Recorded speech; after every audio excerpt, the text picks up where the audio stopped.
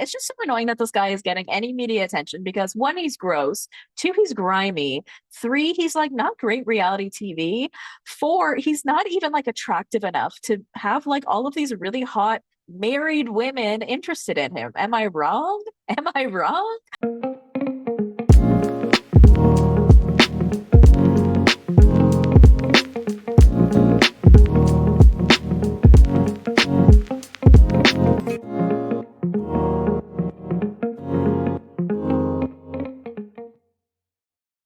Hello, Bravo bosses. This is the Bravo Investigator podcast. I am your host, Dana. And today on our Monday reality roundup, we are talking about the secret lives of Mormon wives, the Real Housewives of Atlanta, and Married at First Sight. So let's get into it. Happy Monday, everyone. I hope everyone's had a great weekend. Today's episode, honestly, I think is going to be quite short. There actually was not a lot of news in the sphere. There was almost no news in the Bravo sphere, which is very weird, obviously. But, there was so much that happened post BravoCon, at BravoCon, that I'm sure that all the Bravo loves are just, trying to relax and still coming down from their BravoCon journey. So we definitely have a lot to discuss in the Secret Lives of Mormon Wives realm, as we always do. Those ladies are always up in the comments, always doing something. So we have a lot to talk about there. But I also just wanted to let you guys know that today is my last episode on Hurrdat Entertainment's YouTube channel. Okay. So starting next Monday, I will be on my own YouTube channel. You will find the link in the description. It is youtube.com/at the Bravo Investigator. Okay. At the Bravo Investigator. Yes. And I will make sure to link it. So don't even worry about it. As of next week, that's where you will see all my video episodes. So what I'm going to do is what I pretty much standardly do, regardless of Hurrdat or not. I will be doing a video Monday reality roundup episode on my own YouTube channel. And anytime I do an interview, those episodes will also be video. And then all other episodes will probably still just be audio, but they will be there on YouTube for you to, listen to or watch the blank screen, whatever you want to do. So that way you can have all of my content in one place. And what I think I'm going to do is any big interviews that I've done to date, I'm going to put them in there. So the interview that I did just recently with Megan Turner from Married at First Sight, I'll put in there. My interview with Ariana Maddox's best friend, Brad Kearns, I'll put that in there. You'll still be able to watch all of my episodes that have been on Hurrdat Entertainment's YouTube channel. You'll still be able to watch them all there. I'm just going to start uploading new material to my new YouTube channel. And just make sure to stay subscribed to Hurrdat Entertainment's YouTube channel to watch all of their amazing shows. I'm just going to be moving my show over to my own YouTube channel, The Bravo Investigator. So I will be linking that. I'll be making sure that you guys know. I will be putting the information everywhere, so don't worry about it. I just wanted to make sure that you guys know that this is coming up. I also wanted to remind you guys that I have a Patreon. It gets you 4 extra podcast episodes a month for $5 a month. It also gets you ad-free episodes and early episodes, and that is at patreon.com/the Bravo Investigator podcast. Also, another little piece of news. I know you guys, I'm always complaining about my job and just being worried about that. So I am going to try to find a way to work for myself. And the way that I've tried to decide to do that is I think I'm going to try to be an influencer. And I know that sounds silly and embarrassing, but I really do enjoy making content. And I've been doing a lot of research about it. I've been trying to find a way to do it, not just content creating, but UGC, which is basically you creating content for the brand that you don't necessarily post on your own channel. Because I was wondering why there were so many people out there who have like lower followings, but are able to work with brands. I didn't really understand that. And that's because they've created a portfolio of what they can do. And then brands will work with them in order to post their content on their own channels. It's actually kind of brilliant. Like brands are using like regular people and paying them like pennies in comparison to what you would pay like an actor, right? To create commercials for them. So I think that's kind of brilliant. And I think I want to start doing that because, I love the reality TV stuff. I'm going to continue with that. But that's not really like been something that's been lucrative for me, and obviously continuing with the podcast, but that obviously hasn't been that lucrative for me either. So I just wanted to try to find a way to work for myself and find a way to be able to generate income, because if I do lose my job, I've got to be able to figure it out. So I've been working all weekend on creating this portfolio for UGC, and then I'm going to create like all of these really cool reels to show brands what I can do with their products, right? So I'm excited about working on that, but also stressed because I have a full-time job and then I also have my reality TV account. And, I've got like now, two TikTok accounts, two Instagram accounts, threads, a Facebook page. It's a lot, right? It's a lot plus a full-time job, plus the podcast, plus I'm doing 4 episodes a week, 3 on the main feed, 1 on Patreon. So it's a lot of stuff, but I am going to figure it out. I always will. And if I lose my job, then I will have even more time. But anyways, let's not start with that depressing note. But, I hope you guys had a great weekend. I had a very productive weekend because, like I said, I was starting to work on my portfolio. I did a lot of work for my TikTok and Instagram account, my new one. So follow me over there, Stressed and Obsessed in Toronto. And so basically it's an account where I'm talking about like insomnia, depression, anxiety, body image, mental health, lots of fun stuff like that. And just doing lots of fun, TikTok videos. But what I decided I want to focus on are, asking questions, right? Asking people questions that we ask every day, like, why are men? Okay, that's one that I just did recently. Why are men? And then I tell a story about why I think men are absolutely ridiculous. And then I encourage people to post their comments below as to why they have similar stories or why they also want to talk about why are men. So that's what I'm working on over there, keeping me very busy. So follow me on TikTok and Instagram, Stressed and Obsessed in Toronto. And, let's see what happens from there. But let's get into our topics for today because I am excited to talk about Secret Lives of Mormon Wives, you guys. Okay, we had a revelation last week that we will obviously get to. But, I hope you've caught up on the series. It was 10 episodes, season 3. I enjoyed it. I thought it actually had a lot more content about stuff that we didn't know that I thought we already would know. Like, despite the fact that the storylines are about Dancing with the Stars and them basically doing press that we've seen them do, the whole Jesse and Demi thing and Marciano thing, a lot of that I really didn't know the details of until we watched the show. So, the girls are all over social media like they always are. So basically everything that happened between Jessie and her husband Jordan came out on the show in terms of her having this like quote unquote emotional affair with Marciano where they allegedly kissed 2 times and then carried on like a texting relationship for a couple of weeks. So last week, Jessie was on the Viall Files and talked about her side of the story in the marriage. And then I gave you guys that info on last week's reality roundup.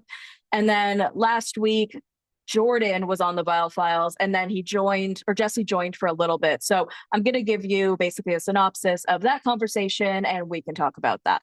So basically we got information that Jessie and Jordan have been in therapy for a year. He actually had his first child when he was 18 years old, and he wasn't really taught about sex in the Mormon culture. So his parents were basically like, you have to get married. That's what you do in this situation. And so he carries a lot of guilt with that first split when he got that divorce because his daughter didn't grow up with both parents. And I think not only is that something that you feel very guilty about in the Mormon culture, but also in any culture, right? I feel like every parent wants to make sure that their family stays together for the kids. And to be quite honest, and I mean, we'll get there, Jessie and Jordan are still together. So spoiler alert, that's how this ends. But I honestly think that they are just together for their kids / their culture, because the more we learn about their marriage, the more that we learn about them, it just seems like, this guy is not a good fit for her. But again, I really feel like they are just trying to stay together for the kids and because there's just so much that goes into it. I mean, I feel like I'm getting off topic, but I mean, we even saw Jessie talk about this on the show where she's like, our parents are best friends. So there's that, there's the kids. I mean, there's just so many other things that go into it, their businesses. So he talked about this alter ego that he has that he calls Frank. Okay. And Frank is the alter ego that is like verbally abusive to Jessie. He says that he has no interest in going back to that version of himself and wants to show his kids how their mom should be treated now, which is great, but it just sort of seems like he's still holding on to a lot of anger. Like that's definitely the main takeaway. And Nick was definitely trying to like push him to take more accountability, but you could see that he was still struggling with a lot of that anger, like I said. So he said that his biggest wake-up call with how he treated Jessie was the day that they got separated. And so he sort of had a blow up on her. He admits that he couldn't look at her after the affair and says that his anger came from feeling like his own needs weren't being met. He says that Jesse struggles with people pleasing and she needs to work on that. And it's like, okay. I mean, even Nick said, like, okay, well, everybody has something that they have to work on. And it's like, of all the things that somebody does, that's really like not the worst one, to be quite honest. I mean, you definitely see that in her. You almost never see her get mad at anyone. She always wants people to be happy. But I guess out of everyone's flaws, that's really not the biggest one. He says he felt deeply emasculated when the affair came out and says he's already been feeling that way for months before, mainly due to losing his career. So basically, he resents Jesse because he had this career with his friend where they were like selling solar panels or something like that. And it was really successful, but he would have to be away for like 15 to 16 weeks of the year, which he says is not a big deal, but then says like, it was like hard on his family because it was hard on the kids. So despite that, it was really good money and it was like getting to work with his friend, which like, wouldn't we all like to work with our friends, right? I mean, like, I'm sorry that you don't get to work with your bud. So he ended up giving up that career so that Jessie could build her empire because, she's doing all of that. She's so successful. So she needed someone to be like the person raising the kids, right? So he felt hurt though when she called it her thing, because I guess it's not like a family business. Well, it is a family business. She wanted him not really that much a part of it. It's more so all of her family members now work for it, but it's not something that's his. So that's why he started Dad Talk so that he could have something of his own. But I'm really annoyed that Dad Talk is actually like taking off and becoming a thing. So this whole concept of feeling emasculated, I think is really interesting. I understand it, but I feel like, again, it's rooted in those stereotypes that we grow up with that the Mormon culture definitely continues to carry on, that some of us have moved past, where you have to have like this nuclear family and the man is the one that works and the woman stays home and takes care of the kids. So I think his mind is so warped because of like the culture that he was brought up in, where he's like, okay, now I have fucked up my life because I got someone pregnant at 18 and I got a divorce. Now I'm with this other person who he like literally, he and Jesse got married like a few months after meeting. And now he would feel like another failure if he got another divorce. So I think in his mind, he absolutely just cannot fathom that. But the fact that she cheated on him and the fact that he was sort of Mr. Dad while she had taken on like the working capacity and she was the breadwinner, his mind couldn't fathom that. It's almost like with Jax Taylor, where, they were struggling financially. They weren't working on Vanderpump Rules anymore. And Britney was the one bringing in all the money from her deals with Weight Watchers. And he couldn't fathom that. He couldn't handle it as like this macho man. And not that I feel like Jordan is a macho man. But again, I think it's that cultural aspect where he cannot let go of the concept of like his ego being crushed by feeling like emasculated by her being the breadwinner and by her cheating on him. And I'm not saying that cheating is okay. It's not okay. But this whole feeling of being emasculated, I feel like is an interesting way to look at it, right? Like if I were to be cheated on, I don't think I would feel like less of a woman. I mean, I see what he's saying where it's like, I'm not enough of a man for you. I guess is maybe how he was feeling. But it's interesting that he doesn't feel more like hurt about like his love for her or their family. It's more about feeling like less of a man. So I think that that's really interesting. But again, I think that that comes from their whole cultural thing. So he says that he knows the kids have heard his outbursts towards Jesse. He says that all he can do now is model better behavior. He also promised Jesse's dad that they wouldn't divorce and says that, that has sort of stayed with him. Again, I feel like these two people are only together because of like promises that they made other people, their families, their children, the relationship that the parents have together. It's just, boy. So Jesse, when she came back on, because, I said that like it was first just Jordan, then Jesse comes on. So she mentions on the Bio Files that Jordan, or sorry, this was like last week where she had said on the Bio Files that she had said on screen to Layla when Layla was like, oh, Marciano said that you had like this affair and that you had sex with them. She was like, oh, we were actually separated at the time. And she had said that she said that to not look as bad. But during the interview, so yeah, when Jesse does come back in, Jordan sort of like walks that back and says that they were just sort of like spitballing ideas and it wasn't something that they had like concrete decided that she was going to say that they were separated. But Jesse stood firm that is what he told her. So they didn't align on that part of the story. When Jessie did her interview before with Nick Viall, she got emotional when she was discussing Macy and Michaela, but not so much when she would discuss Jordan. Like you definitely see like her having a different mentality when it comes to him. And that's why I thought honestly, up until now, that the whole affair thing was fake because she never seemed to show much emotion when it came to Jordan. Even when it seemed like positive or negative, it just never really seemed like it seemed like the relationship was very much for a show. And so it's very interesting to see that she doesn't really show a lot of emotion when it comes to Jordan. But she says that she's become very numb after years of coping in both her first and second marriage. And so she just can't show emotion towards him anymore. And I mean, that is something that people do, right? You can even see it in people sometimes. You can see them literally just shut down in their face. And so it may not even be numbness. She may just literally just be like blacking out on the inside, right? Where so like when he starts yelling at her, it triggers something in her and she just like shuts down and doesn't really like acknowledge it. With regards to the blackmail thing, which is what Jesse had mentioned last week on the Bio Files, she said that when Jordan found out about the affair, he threatened to blackmail her. She said that he had a TikTok draft saved with all of her messages with Marciano and told her that he could post it at any moment, which she described as the breaking point in their separation. And when this was brought up on the Bio Files when Jordan was there, he denied ever planning to blackmail her. He said, hurt people, and admitted that he was lashing out because he was hurt after the affair. So who knows if he would ever have done it or not. A lot of these people love to keep these things in their back pockets. And just like, if he did, they would have never come back from it, obviously. But like, hurt people isn't really an answer. With regards to, yeah. And so that was basically it. Like I said, I feel really sad for both of them because I don't feel like this marriage is going to work out. I don't feel like either of them can come back from the things that have happened.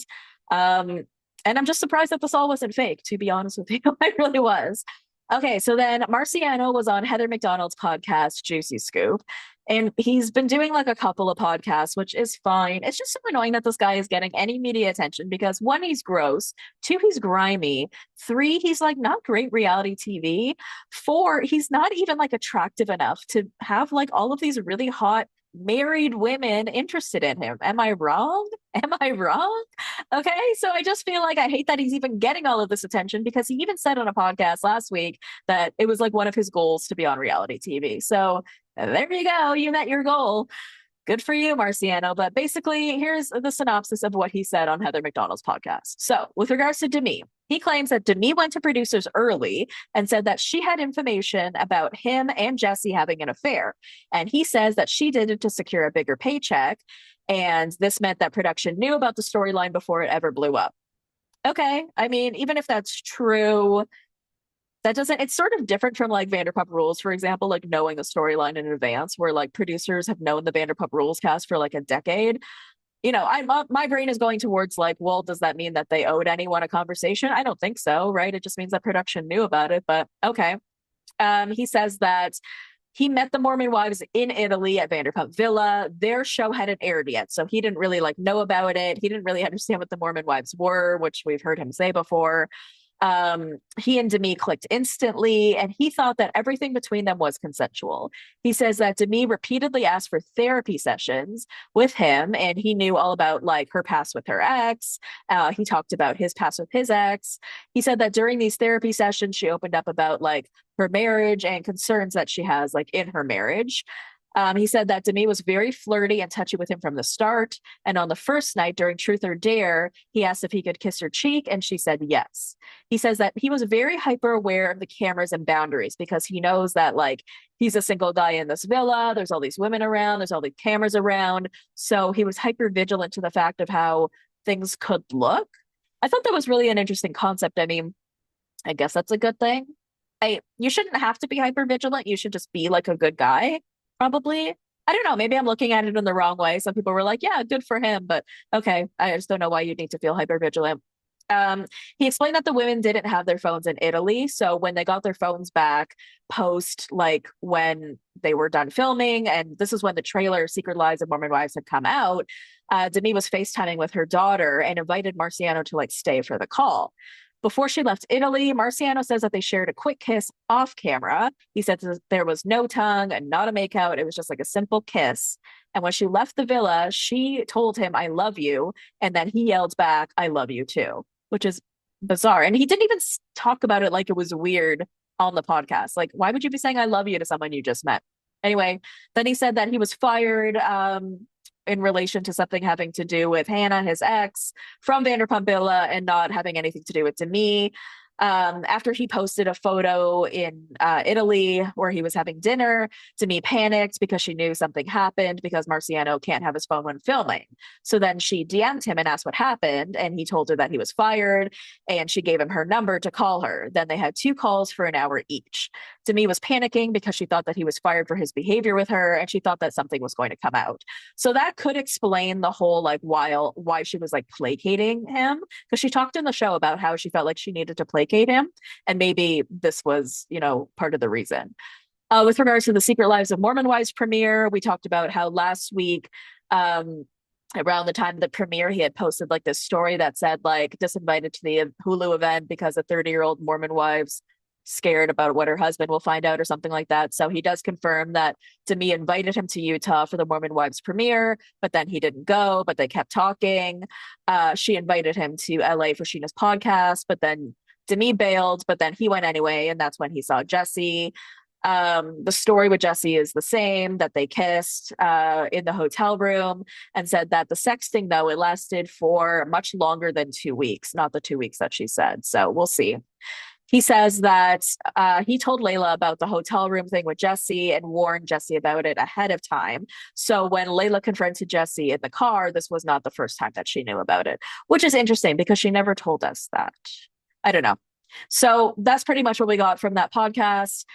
He's lied about some things and he's told the truth about others, or we don't even know which things are true and which aren't, right? And that's why this is such a difficult situation. And I hate that it's even a storyline at all, because this is literally a storyline about like whether we believe women or not, right? And that's just absolutely insane. And like I've said before, when a woman makes accusations like this, they should be taken very seriously, but a lot of times they aren't. And when somebody comes forward about something that isn't necessarily the case, it can really discredit other people from coming forward later on, right? And that's just sort of feels like what's happening here. So shortly after this, Demi posted something about like Marciano like roping her genitals. I'm not even sure where that is. I think it's been deleted. But then he like literally went off on Instagram. So I'm gonna read or not read. I'm going to play this post for you guys. It's kind of long, but he completely goes off, and I feel like it's sort of warranted.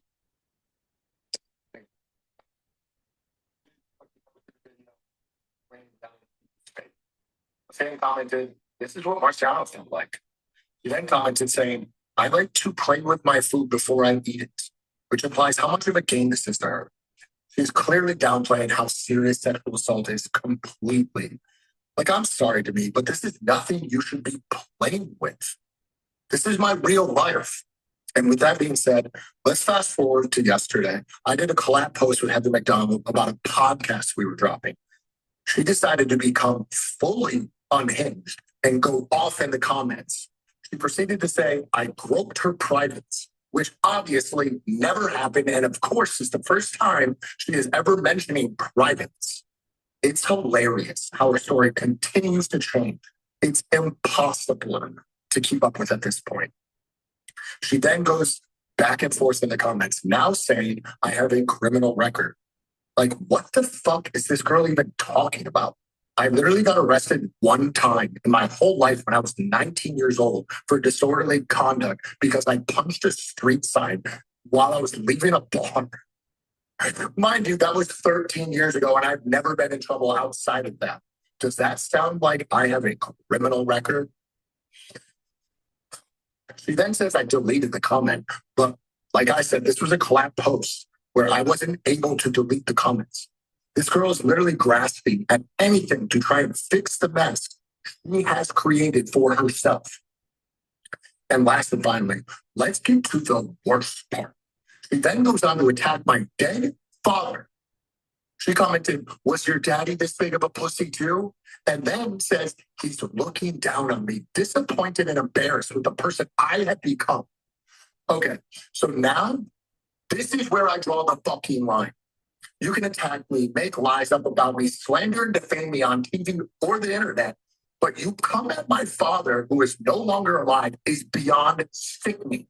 Like, what kind of a human are you to stoop so low to attack someone who is deceased? Or even worse, use my late father as a weapon to try and make me look bad or fuck with me, or I don't even know what her intentions were. Either way, she has crossed the line and she is really showing the whole world what kind of a person she really is. I cannot wait to make this girl regret every lie she has ever told. After I get done with dealing this whole situation legally, I promise you guys you will never have to see this girl on TV ever again. I will be sure she does not get away with this behavior and never does this to anyone ever again. Thanks, guys. He isn't wrong. And like, I mean, I don't know what he's going to do to her legally. I mean, defamation, slander, I don't know, right? Like, I don't know, but like, this is such a complicated situation and it feels so shitty. And I just really hate this. I hope that it ends soon, quite frankly, because, I do sort of feel like Demi is crashing out. She's like kind of absolutely losing it if she's sort of going to these lengths. And I hope that it ends soon. Let's just say that. Okay, well, before it ends, Jesse started kind of going off on Demi as well. And, the whole Fruity Pebbles storyline that they had, I don't know, was it season 1 or season 2? So it was this whole thing, this sexual thing between Jesse and her husband, Brett, where, we knew that there was something to do with Fruity Pebbles, something to do with them sexually, but they would always drop like teasers about like what it could mean, but never actually told us what it meant, told us that they would never tell us what it means. But I guess they used it as like this little game to try to, make us sort of question what they do with each other sexually. But we never knew what it was. So then Jesse dropped the bomb of what it was. So I'm going to play Jesse's little video where she explains what Fruity Pebbles is. Right now, her saying something like this is laughable because genuinely would never be jealous of someone saying these things that Lisa's saying about her. She got caught on camera. She knows it and she's trying to backtrack. So since she wants to be petty and be an asshole, I think I'm just going to go ahead and say that Grandpa Brett likes to drink her piss like it's dirty soda and he gulps it down like water. And that's what Fruity Pebbles is. Well, how disgusting, right? Like how incredibly disgusting and not sexy whatsoever. So then I guess Demi's first plan of attack is to post a story and she says, what my husband and I did one time behind closed doors was a consensual and private experience in our marriage. I won't let a private act between my husband and I be a distraction from a serious act that I did not consent to. I shared this information with Jessie in confidence nearly 2 years ago. It's very telling that she's choosing to break this storyline and bring it up now only after her own affair has come to light. This is nothing more than a desperate attempt to shift attention away from her own behavior, which is really funny because then like a day later, she ends up posting like this post or like a story. No, it was a post. And okay, so it's like her looking at the news. Okay, like that's the background or whatever. I'll stop playing the music, but it's her and Brett like looking at like the news.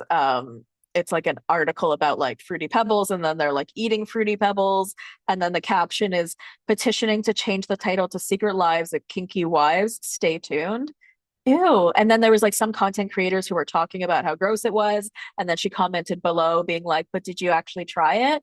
And it's like, okay, so first you're mad, but now it's funny. And it's like, girl, you are so crashing out. I don't even know what to do with you right now. Like either be mad about it or make a joke about it. You can't do both, right? Okay, let's move on to some Real Housewives of Atlanta news. Porsha Williams has introduced us to her new girlfriend, Patrice Sway McKini. So I don't know anything about this person, but I am so excited for her. It is a woman. And you know what? I am so excited that Porsha is dipping into the lady pond. Why not? I am really happy for her. She has had such bad luck in relationships along the way. And if this is what makes her happy, then I am so fucking happy for her. I am here for it. I am here for a Porsha season where she's super truly happy. I don't know if we're going to get to see Patrice on The Real Housewives of Atlanta. That would be super cool. We haven't been able to watch a lot of lesbian relationships on Real Housewives. We've obviously had Julia and Martina from The Real Housewives of Miami. I think Bronwyn from The Real Housewives of OC, even though I didn't watch those seasons. Jenna Lyons, Real Housewives of New York. But like, I would love to see like another full on, lesbian relationship, especially on Real Housewives of Atlanta. I am here for it. All right. And our last topic is Married at First Sight. And, this is not a show that a lot of my listeners watch, but it is a show that I have been watching literally for 19 seasons. It is such a good show. I talked about it quite a bit last week. I did a whole deep dive with Tane from the podcast Altar Call. We had such a fun time talking all things season 19, Austin, Married at First Sight. It's on Peacock now. It used to be on Lifetime. And so they've changed up the format to make it a little more like Love is Blind like in terms of how they do the drops and the formatting. It's only 14 episodes now. It used to be like 24 or something. And then they dropped it over like 4 weeks. But I had Megan Turner on my podcast, who was one of the women who was set up to be married at first sight on the show. Her marriage didn't work out, but she was telling us that Josh Black from the show, who was married to Jalen, I forget her last name on the show, Garcia, Jalen Garcia. So she mentioned that Josh was actually on Love Island. She wasn't sure what season because she's never seen the show, but she says that he was like a bombshell. Basically, she said her understanding of it was that he was in the casa and that he was waiting to be like coming out as a bombshell, but then he didn't end up being needed because I guess there didn't end up being like enough women or whatever, or the women, I forget how the show works myself, quite frankly, especially when it comes to bombshells. But I guess, yeah, they didn't end up needing him because I guess enough women like stayed with their partners or something like that. But so I made like a funny like meme about it and I put Josh's head over like Iris Kendall's body on Love Island. And then Josh commented on it and he wrote, "This is false. I was in casting for Love Island, but I was not casted." So I think that's really interesting because, Megan says that she was reached out to by the show on Instagram. I'm assuming that Josh was the same because if he was in casting for Love Island, I just have a feeling that like if he were to be on this show as well, it was because producers had reached out to him about like multiple things. What happened to the days when you would apply for a dating show because it was something you actually wanted, right? I feel like there's a lot more authenticity in it when it came down to people applying to be on the show. And that's what Married at First Sight always was. It was a show where, hundreds of thousands of people allegedly would apply to be married at first sight, to be matched by these experts. And now instead they're out there like sort of looking for people. So I think that's sort of interesting because I feel like you're not necessarily going into it with the same mentality if it wasn't something that you were thinking of doing initially, I guess.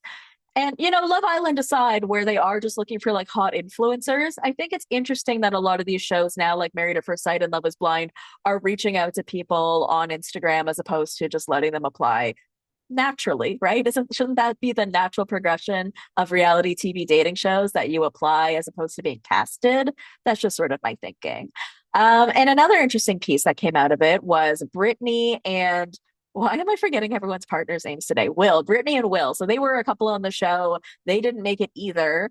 And Britney was on AD's podcast, What's the Reality? AD from Love is Blind. And she said that she had actually asked the experts for somebody Christian, and that's not who they gave her in Will. So, the way that this show works is that you have this panel of experts who are supposed to match you on a series of factors, which is the piece that I am actually missing when it comes to Married at First Sight. It is one of the features that they no longer do on the show with this new format. But it is something I wanted to see. Like, why did you decide to match these people?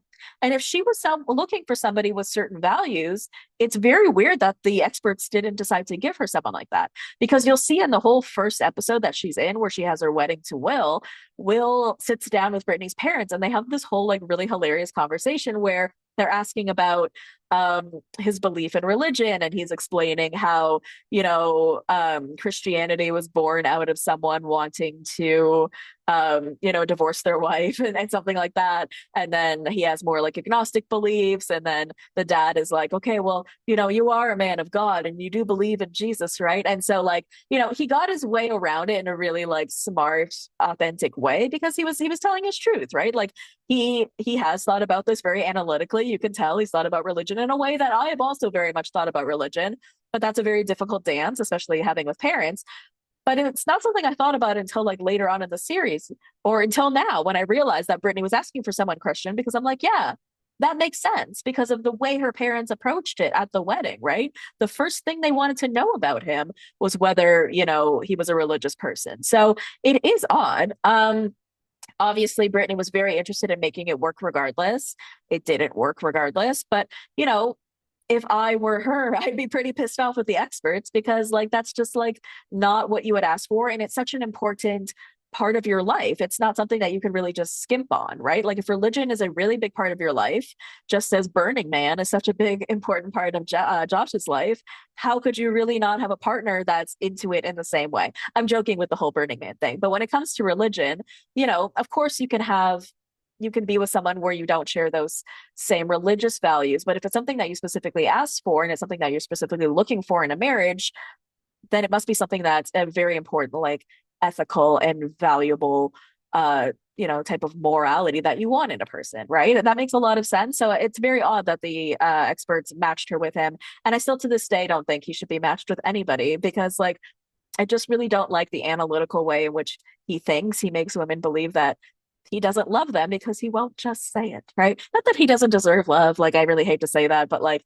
I don't know. I just really don't like the way that he interacted with Britney. He really made her question herself. And I saw so much of like a previous relationship I had in that relationship where the person refused to ever validate me and made me feel like I was a crazy person.